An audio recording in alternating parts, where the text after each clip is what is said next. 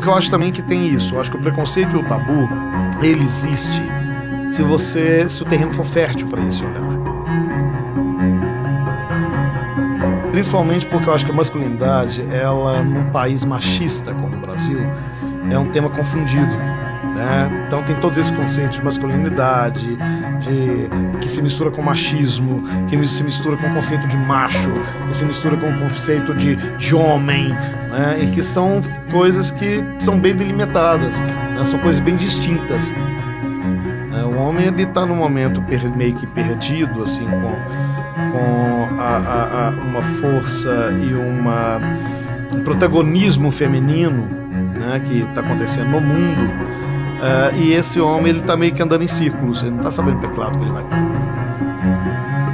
Hoje, por exemplo, eu me vejo falando coisas com meu filho, olhando para o mundo, que eu falo assim, nossa, isso aqui era meu pai.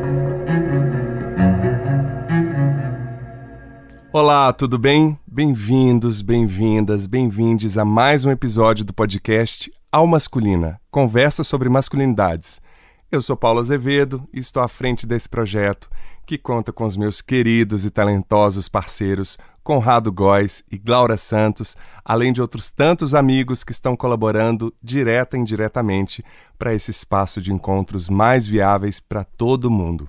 O nosso propósito aqui, você já sabe, é refletir, gerar ideias e abrir diálogos sobre as masculinidades e suas diversas maneiras de estar no mundo hoje.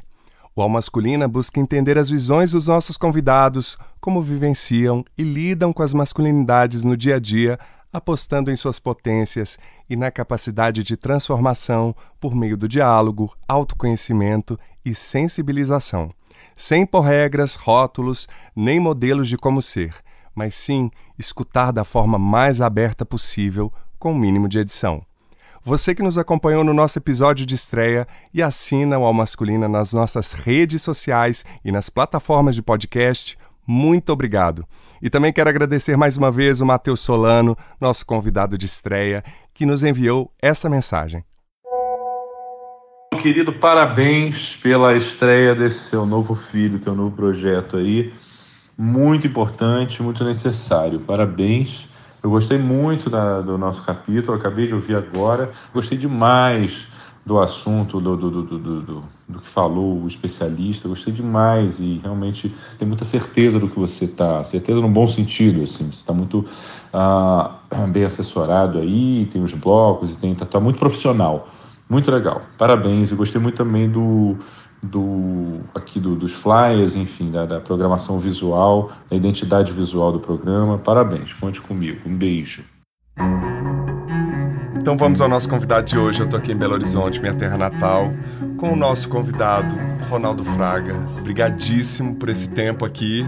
É uma honra estar aqui. Eu sei que sua agenda é disputadíssima e eu estou super feliz porque tem anos que a gente não se vê. Sim. E para além desse tema que a gente vai abordar aqui, tem muita papo para botar em dia, né? No mínimo uma desculpa para te ver. Para se ver. Ronaldo, ao longo da nossa conversa a gente vai ter uns quadros breves para complementar, para trazer referências, enfim, enriquecer o nosso bate-papo aqui, tá bom? E eu, para começar, eu queria saber qual que é a sua curiosidade sobre esse tema, se você tem alguma dúvida de algum conceito que você ouviu falar em torno das masculinidades.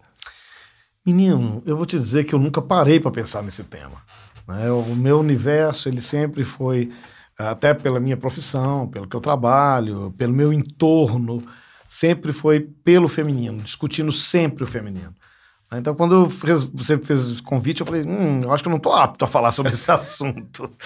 Né? Principalmente porque eu acho que a masculinidade, ela, num país machista como o Brasil, é um tema confundido.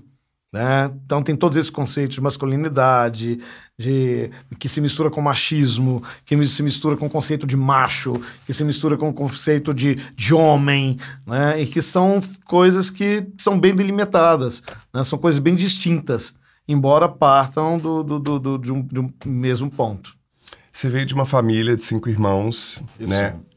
Um deles também é estilista. Tem mais alguém além do Rodrigo? Não. 2 estilistas de 5, né? Ou 5 ou 6, Ronaldo? Éramos 5. 5. São 4 homens e uma mulher. Os pais faleceram cedo, né? Isso. Vocês tinham idade entre 5 e 11 anos, super novos.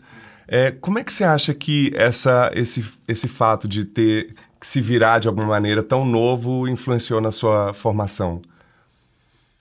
Olha, tem uma história que influenciou muito, claro. Tá? Eu vou te falar de tantas influências, eu vou falar uma que tem uma relação direta com o meu ofício. Porque foi uma infância inteira, até a adolescência, em que vivíamos de doação de roupa. Sabe? Então chegava um saco de roupa que um parente distante mandava, um vizinho, e a gente nunca sabia o que tinha dentro. E de repente você abria e só tinha roupa de um senhor. Então aquilo tinha que ser reformado para poder vestir as crianças. Então foi uma infância com calças com pence, bainhas bem altas, né, porque achava que ia crescer muito. Então, invariavelmente, as roupas que eu vestia eram sempre vários números a mais do que eu deveria ter usado. Por isso que eu acho que essa primeira roupa, quando sobrou um dinheiro e saiu para comprar roupa para as crianças, essa foi uma roupa marcante, né? E hoje, por mais que quando eu conto isso, e pode parecer que era triste, mas eu acho que tudo isso era visto com muito humor na época. Porque também era um outro momento do Brasil em que a gente não vivia esse consumo desenfreado que a gente vive hoje. Né? Do ter o novo, ter o novo. Então as coisas não tinham tempo para envelhecer. Hoje não tem tempo para envelhecer. Mas naquela época não. A roupa era usada até o último suspiro dela. E numa mesma casa, e depois doava. Então, assim, isso foi muito forte para a minha formação, né? De entender essa mágica da roupa num lugar e num tempo que existia a fartura da falta. Mas eu nem sentia que faltava tanto assim. Então, isso vai me influenciar pro resto da vida. Minha mãe morreu primeiro, depois veio meu pai. Meu pai vai morrer exatamente 4 anos depois, exatamente no mesmo dia dela. Então foram 4 anos que ele ficou com a gente, onde a presença dele foi muito marcante. Hoje, por exemplo, eu me vejo falando coisas com o meu filho, olhando para o mundo, que eu falo assim, nossa, isso aqui era meu pai. Ele morreu aos 42 anos, ele tinha uma barba branca como a minha, ele ficou grisalho muito cedo. Que grisalho? Ele tinha o cabelo totalmente branco, era super bonito, cabelo liso, branco, com uma barba. Ele fez uma promessa que ele só ia tirar a barba depois que ele pagasse o último centavo do que ele devia no tratamento da doença da minha mãe. E ele, eu acho que custou pagar pelo menos os 2 anos da barba quase no umbigo. E de repente, quando eu, na maturidade, um dia a barba cresceu e essa barba foi ficando branca, um dia eu olhei no espelho e eu vi. E eu disse assim, nossa, pro resto da vida essa barba branca vai ficar em mim. Porque é uma forma de levar meu pai. É uma forma de levar essa coisa, de onde que vem o masculino que existe em mim, é o masculino herdado por eles, sem dúvida alguma. E a gente traz tantas coisas dos pais, né, que a gente nem imagina, vai descobrindo com o tempo, né? Não, e tem coisa que você não precisou ter visto ou ter vivido. Né? Tem uma coisa que ele é genético, ele tem uma coisa que é impressionante, né? Do olhar para o mundo. Então hoje, mais do que nunca, eu me vejo no meu pai, sem dúvida alguma. E aí, de repente, você vai parar na moda, começa como desenhista no Brasil ainda sob ditadura. Como é que foi começar nesse lugar que é tão das mulheres? Você sofreu algum tipo de preconceito? Eu não escolhi essa profissão, sabe? É a profissão que me escolheu. Eu falo que eu fui escolhido. Porque o meu negócio era desenhar. Eu sonhava um dia que alguém me pagasse um curso de desenho. Agora, pagar um curso de desenho para um menino pobre, numa casa com 5 irmãos, num bairro pobre, imagina. E aí, na adolescência, eu procurava cursos, contanto que fossem gratuitos, claro. Foi aí que uma vizinha estava no ponto do ônibus indo para o curso de figurinista do Senac.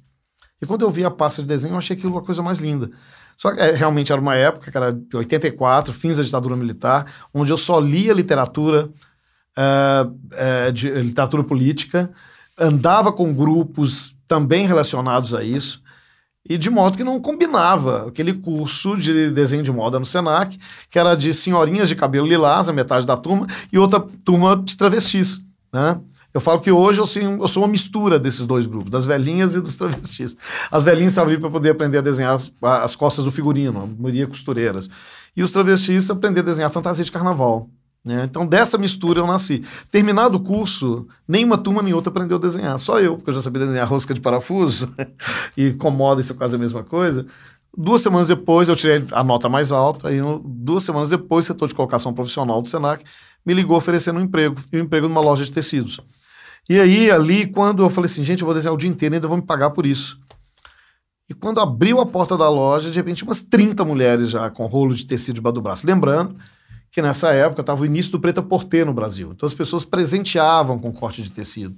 Tinha essa coisa, da mesma forma que tinha o médico da família, tinha a costureira da família. E ali, foi ali que eu aprendi. Né? Na maturidade eu falo, olha, não foi o FMG, não foi a Passo em Nova York, não foi a St. Martins de Londres, foi a loja de tecidos que me formou. Ali eu aprendi que por trás da escolha da roupa tem uma conquista amorosa. Uma conquista amorosa com seu tempo, com seu grupo, e o mais difícil, uma conquista amorosa com você mesmo. Me vem muito a minha própria infância, assim, eu sou filho de Miss, né? Minha mãe foi Miss da própria cidade, pedagoga, começou a costurar para complementar a renda da família, criou a Nilza Confecções. Eu tive uma tia que foi modelo internacional nos anos 80, rodando o mundo, e hoje é uma super fotógrafa, Heloísa Oliveira. A imagem é muito forte das mulheres para mim, principalmente do meu lado materno, sabe? Como é que você sente que essas primeiras referências formaram seu jeito de se olhar e de olhar as pessoas, olhar o mundo? Isso é curioso, porque quando eu falo no início que a minha referência era mais feminina, diante de você agora eu falo assim, não foi. A sua referência foi masculina, porque o meu pai foi muito forte, a presença dele ali. Sabe? Quando minha mãe morre, ele pega e já era um super pai, virou mais ainda. Né? Então, as histórias que eu escutava para dormir, quem contava era ele. E, invariavelmente, eram as histórias de pescaria no Rio São Francisco, nos Grandes Sertões. Uma coleção sobre Sim, isso. E essa coleção foi justamente até um encontro, foi uma forma de chegar até ele. Porque eu cresci com essa mítica do Rio São Francisco, mas eu nunca tinha ido ao Rio. E eu morria de medo de ir, porque eu falava assim, não, eu tenho que guardar o Rio São Francisco que meu pai me contava. Né?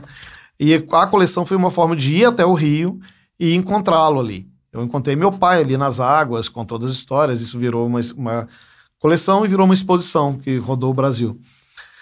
Então essa percepção, essa influência dele foi muito forte no meu trabalho.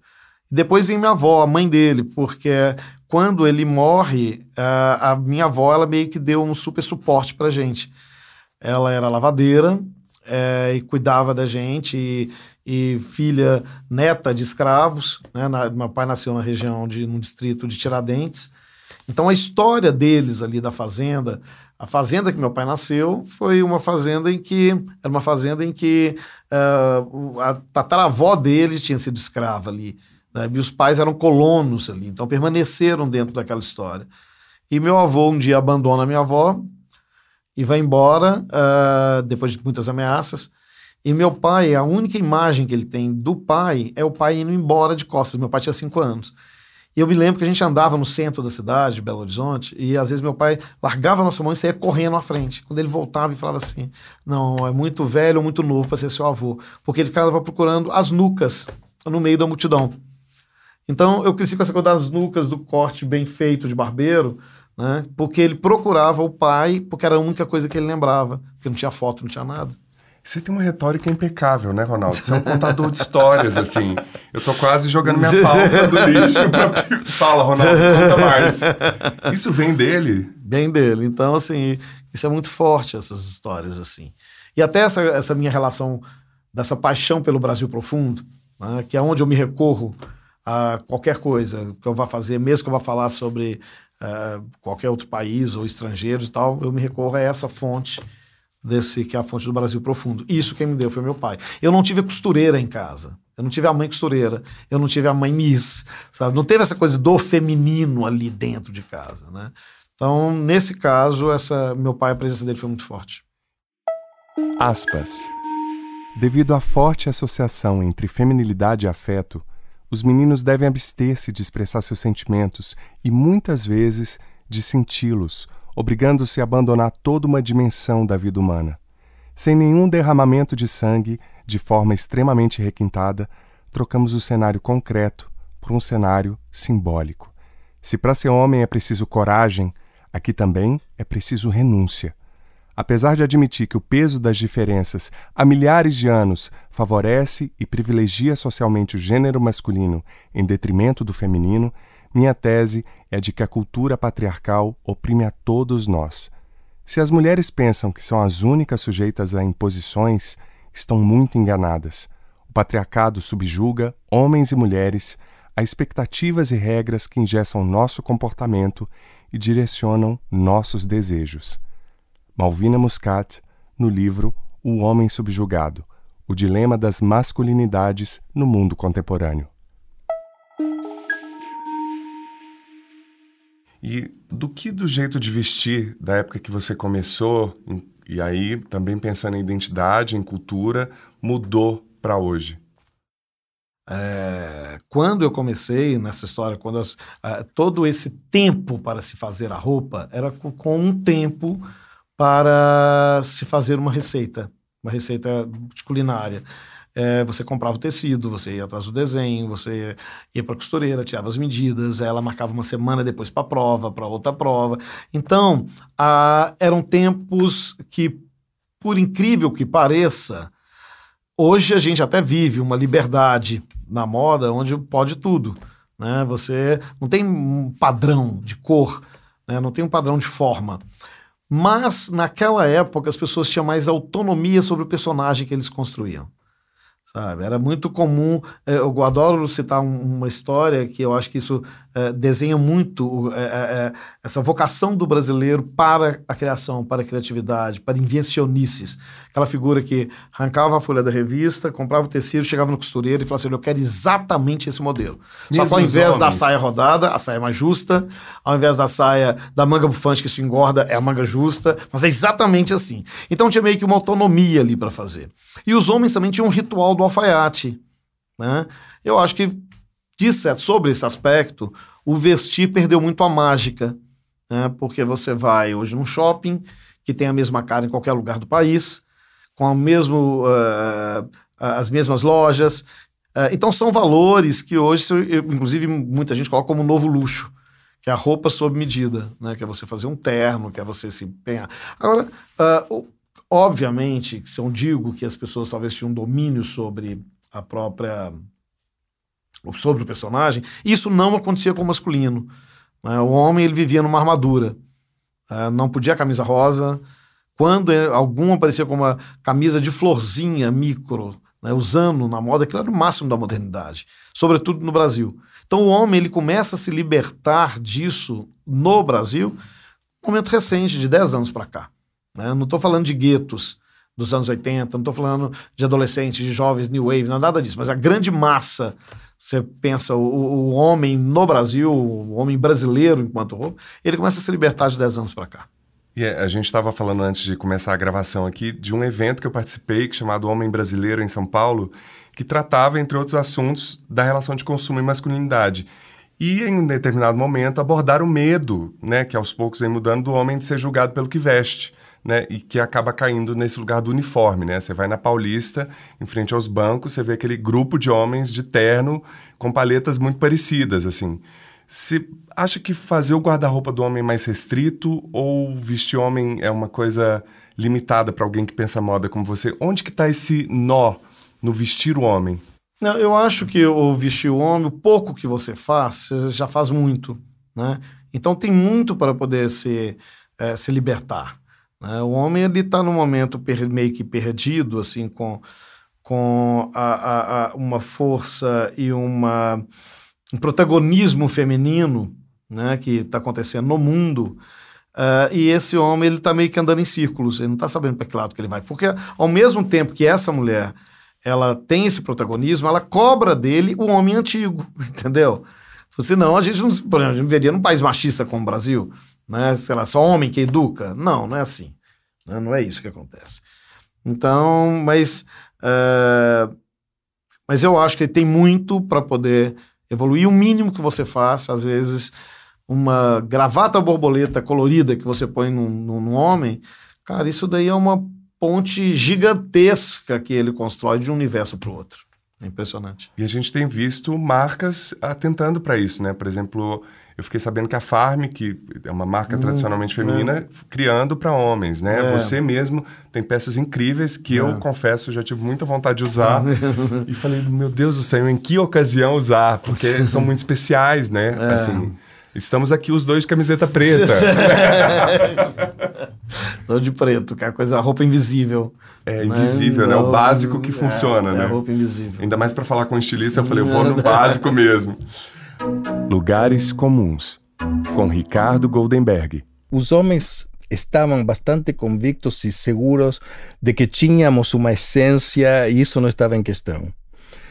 As que se perguntavam o tempo todo, terei eu uma essência, são as mulheres. Isto é uma estatística na clínica psicanalítica, tá? O que Freud chamava o falo, digamos assim, nos dava imaginariamente uma espécie de cartão de identidade, sabíamos o que éramos. Hoje em dia está em questão, os homens não sabem mais o que são. Isso não está mal a princípio, mas provoca muitíssima agressividade, justamente pela perda não tanto de prerrogativas ancestrais como de uma identidade que estava garantida e passou a deixar de estar. Essa parte não é ruim, mas produz efeitos. Bom, paralelamente, as mulheres que sempre se interrogaram, não sabemos o que somos, hoje em dia estão reivindicando uma espécie de essência dada igualzinho a como os homens tinham. Então está se produzindo uma espécie de machismo ao contrário, em que se reivindicam identidades claras. As mulheres reivindicam uma identidade clara e os homens perderam as deles. A relativização das identidades masculinas me parece um progresso, mas essa demanda de uma nova identidade feminina que tem que estar clara e tão tranquila quanto a masculina de antigamente, que me parece ser um certo mal-entendido, um certo fracasso, não sei. A possibilidade de inventar necessariamente se inventa com o outro, ou não?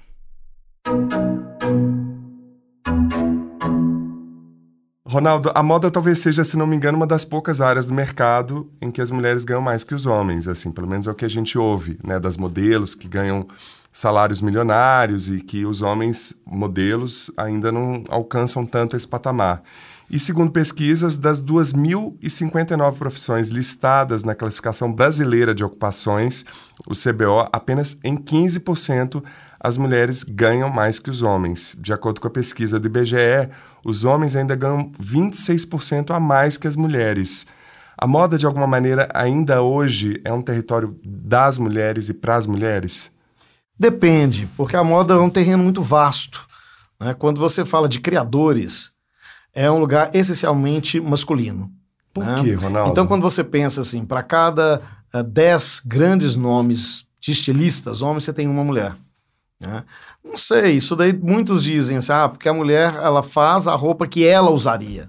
Né? E o homem tem uma mulher, ou muitas mulheres no imaginário dele, que ele acaba, você vê a diferença entre a criação de um homem ou de uma mulher. São poucas que conseguem, ou conseguiram na história.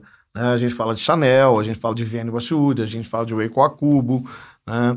A Jil Sander, mas são poucas mulheres. Pensa até no Brasil. Né? Quem são elas no Brasil? No Brasil você tem grandes estilistas mulheres. Te botei na fogueira agora, né, Não, Ronaldo? você tem Glória Coelho, você tem... Na linha de maiô você tem a Lene, e você tem... Mas são poucas mulheres. Por falta de espaço ou por uma tradição masculina desse lugar eu não sei, porque Versace? isso não é só no Brasil, isso é no mundo. Ah, sim. Sabe? Então, assim... Agora, no caso das modelos, por que as modelos ganham mais? Porque, normalmente, elas ganham mais porque marcas vendem mais. As marcas femininas, obviamente, vendem muito mais. Né? A mulher é mais consumidora do que o homem.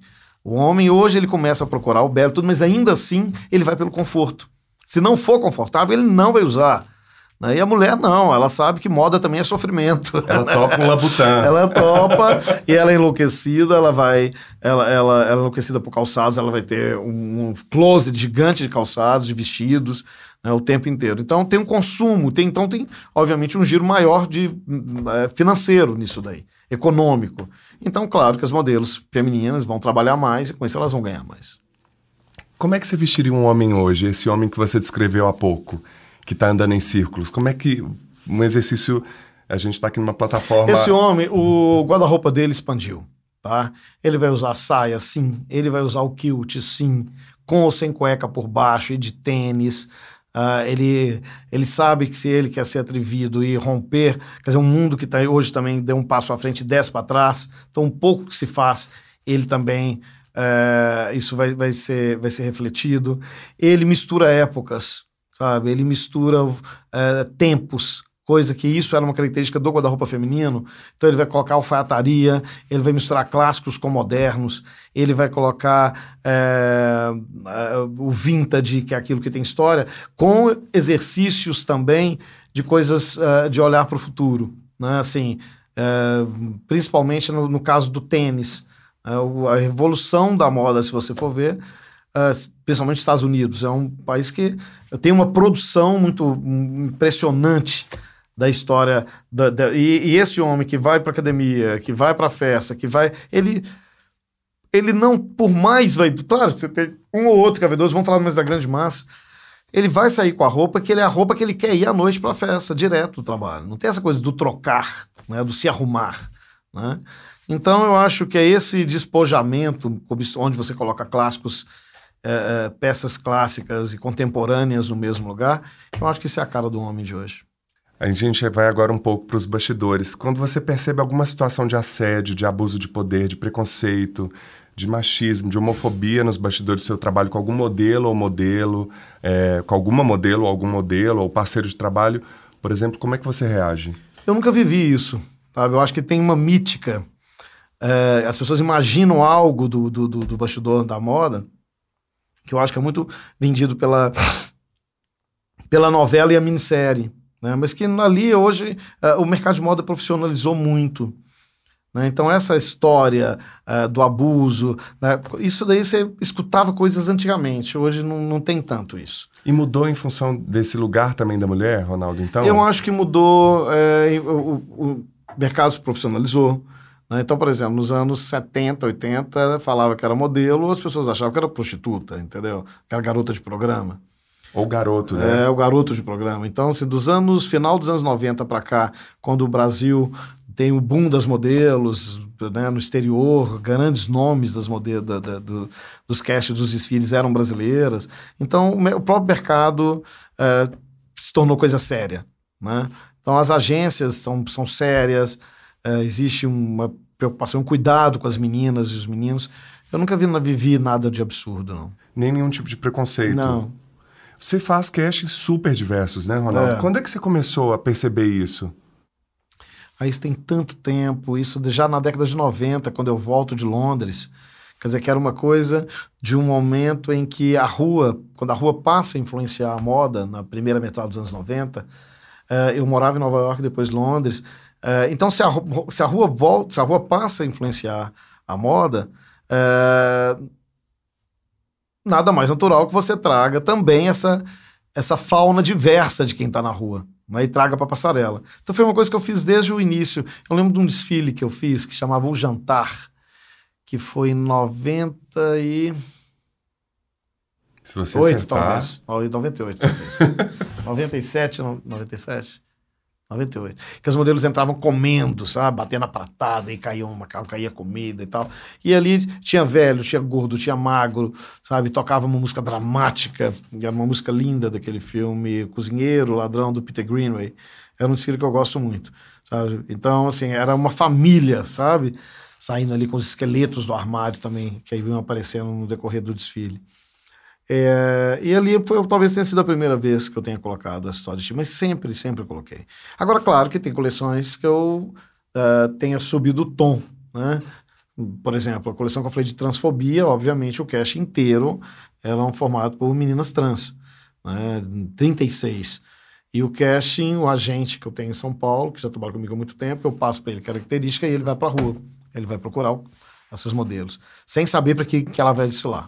E a ditadura da beleza, que antes era algo muito centrado nas mulheres, agora se estende a todo mundo, abrindo espaço para pautas como a gordofobia, a quebra dos padrões, a diversidade dos corpos na mídia e até a questão mais recente da passabilidade, que é passar por, né? Passar por branco, por cis, por negro, por hétero. Na sua opinião, como é que a moda ajuda a reforçar e a quebrar esses estereótipos? Bom, vamos aos conceitos da moda, que a moda tem muitos, né? Você está falando de um vetor que ele é abusado, ele é atrevido, porque ele senta com muita desenvoltura na mesa para conversar com a economia, ele senta para conversar com a história, com a antropofagia, né? Antropologia, cultura e arte. Né? Então ela passa por todos esses tempos. Mas tem uma coisa da moda que eu acho fascinante, que ela é o reflexo mais preciso no retrovisor do tempo. Né? O desejo desse tempo ele vai ser retratado nos códigos do vestir. Então não é a moda que impõe. Muita gente acha que a moda impõe. Não, a moda ela reflete e atende esse desejo dessa época. Foi assim que houve as viradas, por exemplo, na própria história da moda. Não foi a moda que falou assim, não, no pós-guerra, agora todo mundo vai vestir o sonho. Porque naquele momento, no mundo destruído, era preciso exagerar nas doses de sonho para que a humanidade desse um passo à frente. A Europa estava destruída. Né? Então vem o Luke Dior e trazendo uma roupa de sonho, uma moda, que aí entramos nos anos dourados. Né? Então assim, o mundo pedia isso naquela época. Aí o mundo que sempre foi velho, ele vem com um movimento, uma batida que é o rock, nos anos 50 e 60, e pela primeira vez as pessoas se vestiram como jovens. O adolescente e o jovem passou a ter uma roupa. Porque até aí as pessoas era criança, e entrar para a fase adulta e vestir a roupa que os pais já usavam. Isso foi quando? Isso foi no fim dos anos 50, metade dos anos 50 e 60, quando o rock impera. Né? Começa o rock mais velho, depois vem Beatles, aí vem o rock pesado, enfim, todas as formas do rock, e isso a roupa vai retratar isso. Então a moda é nada mais, nada menos que um retrato de um tempo. E tem um erro na maioria dos profissionais de moda, que é tentar resgatar o passado ou tentar adivinhar o futuro. Resgatar o passado até que mais fácil. Adivinhar o futuro nunca deu certo. Né? E a parte mais difícil é falar do tempo de hoje. Porque é difícil você não ter um distanciamento, você está olhando para o mundo assim e fala, gente, o desejo desse tempo é esse. Então, por exemplo, hoje nós temos aí um entrave no mundo contemporâneo que é a relação com o diverso. Né? Com uma relação com as bolhas, com outro mundo, com outro tempo. E é isso que está fazendo com que esse mundo vire esse caos, porque vai mexer com todos os alicerces. Mas não tem a menor dúvida que não só a moda, mas qualquer coisa relacionada ao consumo, se ela não tiver uma linguagem para a diversidade, ela já nasce caduca, ela já nasce fadada ao fracasso. Citando uma artista que você já fez um desfile muito inspirado nela, a artista de dança alemã Pina Bausch, o que me interessa não é como as pessoas se movem, mas sim o que as move. Ronaldo, o que te move na moda hoje? Olha, primeiro, o que move a moda que é a moda como um manifesto de cultura. Eu acho que antes de qualquer coisa, eu parto do princípio que se a gente parasse de fazer roupa hoje, nós já temos roupa para 300 anos, já temos sapato para 300 anos. Então, a roupa, além de ter aquilo que ela tem que ter, qualidade, modelagem, ela tem que falar, ela tem que dançar, ela tem que provocar. E às vezes essa provocação ela está num botão, ela está num pequeno detalhe. Né? Nós estamos falando de um setor também que é um dos que mais poluem, tá? Entre os três que mais sobra, provoca. Né? Então, o que justifica fazer mais uma roupa? Né? Para que vai servir uma roupa? Aí esse lugar dessa roupa, o que a moda provoca e o que essa coisa do registro do tempo, é uma coisa que continua me interessando ainda. E depois de tantos anos, depois de dezenas de desfiles, ainda é o que te move. 48 desfiles, mas é pensar a roupa na relação com o corpo e o corpo como a mídia mais importante, né? E a mídia que as pessoas deveriam ter domínio sobre ela, né? Mas poucos percebem isso.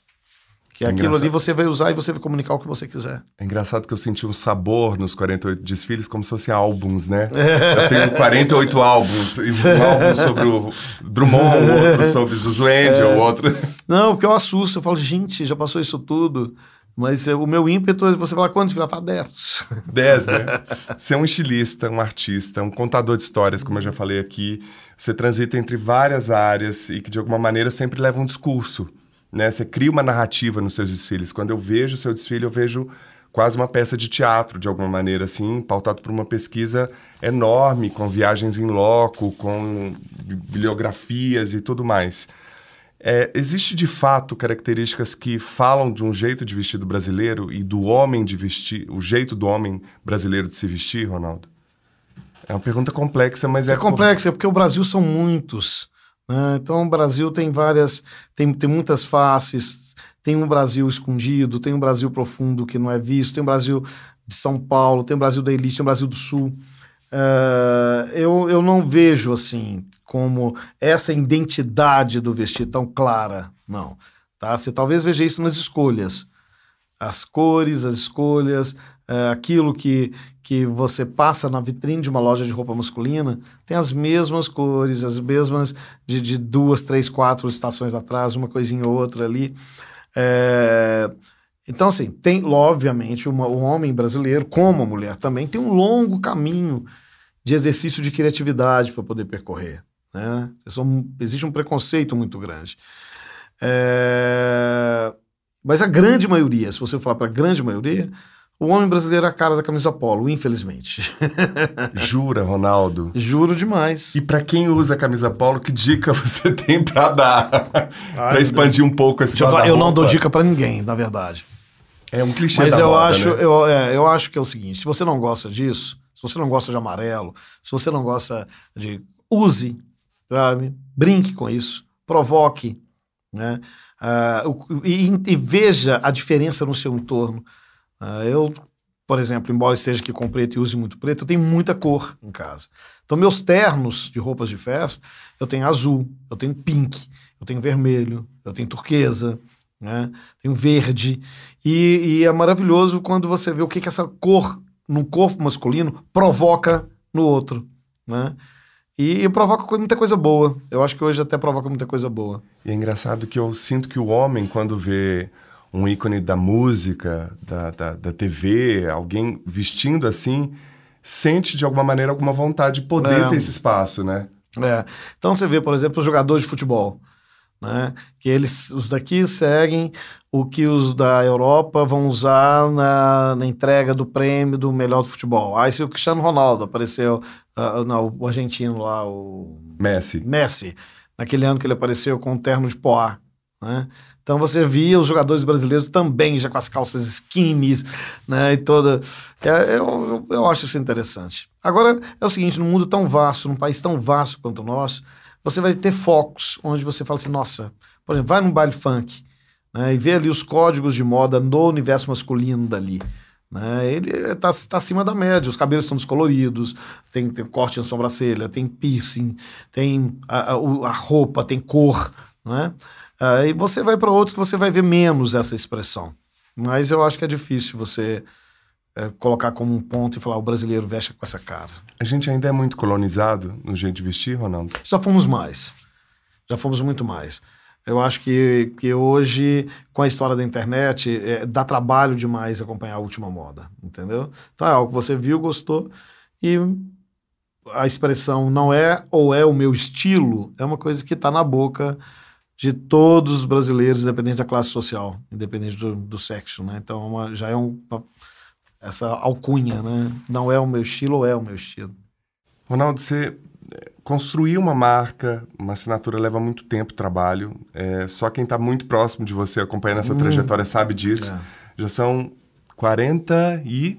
8 desfiles. Álbuns apresentados em 24 anos desfilando. 24 anos desfilando, apresentado em diversos países, trabalhos no teatro, na dança, nas artes plásticas, publicações.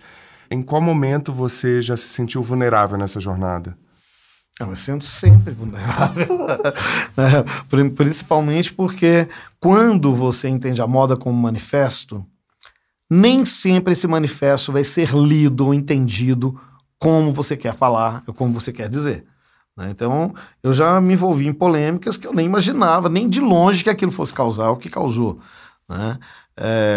O famoso, se você põe a bunda na janela, prepara. Negócio, se você fica ali no terninho lilás, lilás também é moderno, areia, roupa fina, sabe? Ali você não tem ruído, né?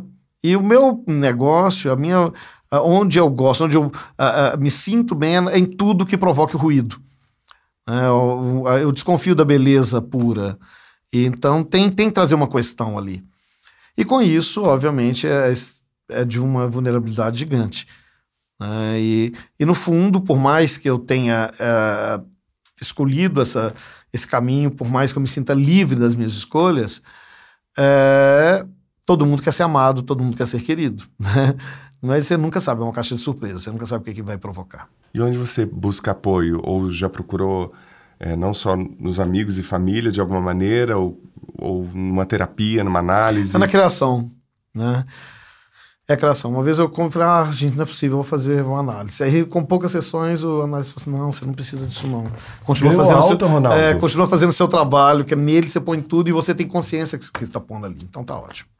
Que incrível. Poucas sessões, gente. Eu tô há anos fazendo análise. Ele me libertou fácil, entendeu?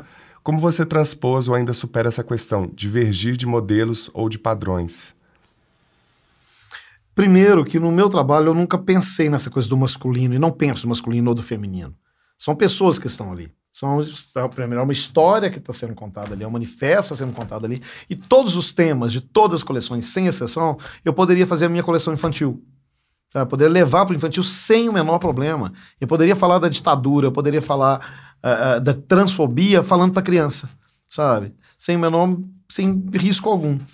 E sem preconceito algum, melhor dizendo. Porque eu acho também que tem isso. Eu acho que o preconceito e o tabu, ele existe se o terreno for fértil para esse olhar. Eu não vejo preconceito ou tabu em nada, entendeu? Principalmente na coisa da criação. Aí, agora, por isso que eu digo que às vezes eu não vejo nada realmente, mas as pessoas vão se chocar com isso. E hoje a gente vive um tempo assim, né, que tem uma névoa no olhar das pessoas, e as pessoas voltaram a chocar com o corpo nu. Né? Então, o que virou, por exemplo, o nu masculino? Né? Virou um tabu gigante na altura do campeonato. É como se a gente voltasse em 1960, 64, talvez. É engraçado que me lembrei de uma exposição do MASP, né? Que teve toda uma polêmica de obras clássicas, né? Então, assim, é um momento sério isso que a gente está vivendo, sabe? Eu acho que ele é terrível. Agora, eu nunca... realmente eu penso... Eu trato o meu trabalho, tive sempre uma relação com a criação, com uma história que eu estou contando para você. Se eu fosse escritor, eu estaria escrevendo. Mas como eu faço a moda, então vai na roupa mesmo. Você escreve na roupa e nas tatuagens também, que eu tô vendo várias aqui. Isso. Escuta aqui. Bom, tem um livro que é um dos livros da minha vida, que ele chama Paixões Alegres, José Antônio de Souza, editora Globo, esgotado, só compra na estante virtual, que o José Antônio de Souza parece que foi o único livro que ele escreveu, e ele era roteirista de cinema. Ele que fez, inclusive, para a TV a adaptação do Grande Sertão Veredas e tal. Então, é um roteiro de cinema, o Paixões Alegres, que é uma história de amor de um menino de 13 anos pela mulher do tio, de 26, na Januária da década de 50, das margens do Rio São Francisco. O livro é épico, extremamente bem escrito, e a descoberta do sexo desse menino, a descoberta homem desse menino, com essa tia de 26, é extremamente bem escrito, é maravilhoso, e fantástico, assim. Cá entre nós, o que são as masculinidades por Ronaldo Fraga? Menino, o que são as masculinidades? Então, volto lá do início da conversa com a gente, o que eu tô fazendo aqui com esse assunto? Mas eu acho que essa masculinidade, isso para mim não tem a ver com sexo, sabe? E não tem a ver, se uma mulher é masculina é sapatão. Não é nada disso. Mas eu acho que tem algo de coragem, sabe? Tem algo que, aliás, a palavra não é coragem, é de altivez. Eu acho que a masculinidade ela tem uma altivez que que ela tempera com outros valores do feminino e ela chega a uma pessoa mais interessante. Ajuda a pessoa a ser uma pessoa mais interessante, talvez. Fora do mar. Você já se sentiu fora do mar? Eu me sinto direto fora do mar. Eu sou um ser fora do mar, principalmente no tempo que a gente está vivendo. Tem alguma saída para isso, Ronaldo? Hoje, nesse tempo que a gente está vivendo, que você já falou? Tem. Eu acho que, não uma saída, mas eu acho que tem momentos de respiro na trincheira, sabe? Esse momento do respiro, ele vem, se dão de um único lugar para mim, que é a arte, né?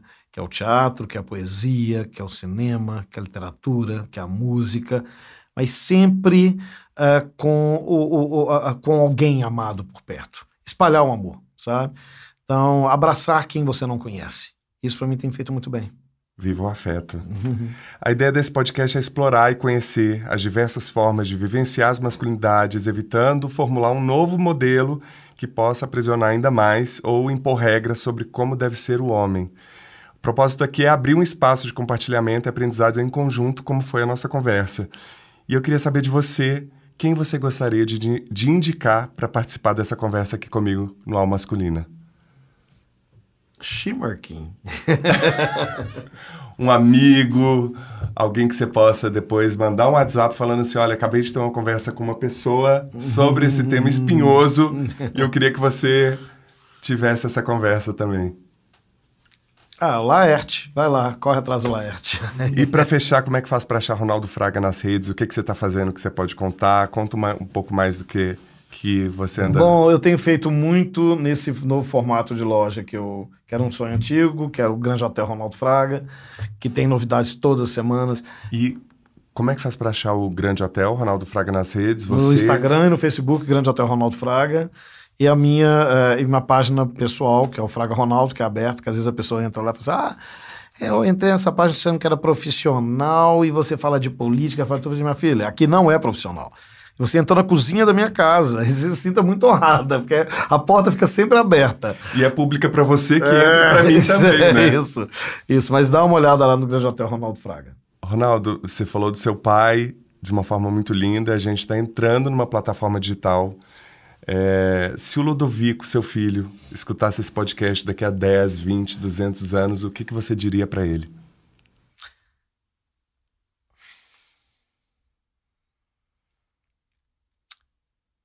Eu diria o seguinte,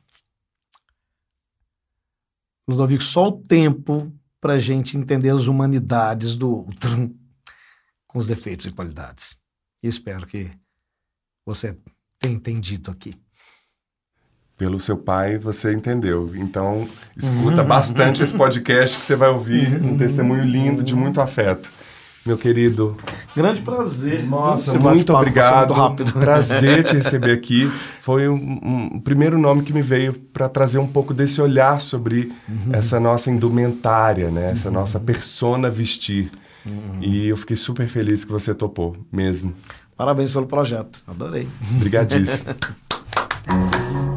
Olha, foram tantas mensagens logo no episódio de estreia, inclusive muitas pessoas que comentaram sobre a duração, acharam longo o episódio, mas para que a conversa tenha um real aprofundamento, vamos achando essa duração de acordo com cada convidado, tá ok?